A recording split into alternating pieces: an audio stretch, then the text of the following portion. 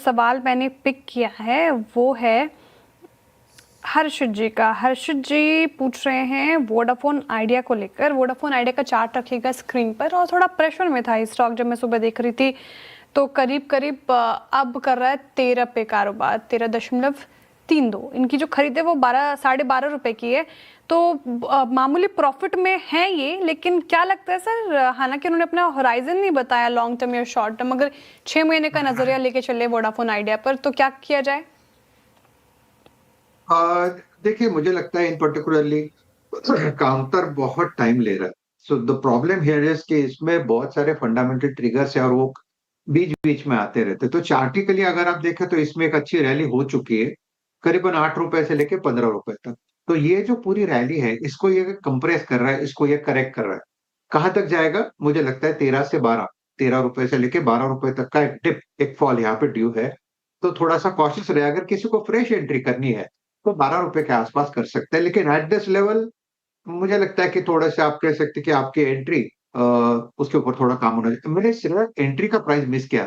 Can you please repeat that? 12.30, 12.5। Then probably आप कह सकते हैं कि एट दिस लेवल एक बार के लिए आप एग्जिट करिए, क्योंकि ये जो करेक्शन है 12 रुपए तक तो डेफिनेटली लगता है। और बेसिकली इसमें मैं एग्जिट की क्यों सलाह दूंगा, क्योंकि ये करेक्शन कभी कभी शार्प होता है, कभी कभी डीपन होता है। 12 तो मैंने सपोर्ट देखा, लेकिन अगर वर्स्ट केस में ये 9 और 10 रुपए तक भी करेक्ट हो सकता है। तो काउंट उतना स्ट्रांग नहीं है, इसलिए मैंने बोला कि आप एग्जिट करें। ओके, ये थी राय वोडाफोन आइडिया के ऊपर। दूसरा सवाल दिव्यांग जी का आया है।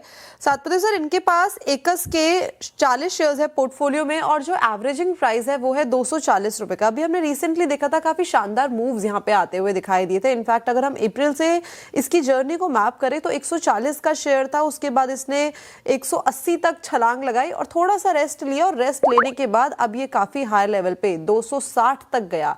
अब क्या करना चाहिए? 240 की खरीद है। 1 सेकंड। एकस जी, राइट।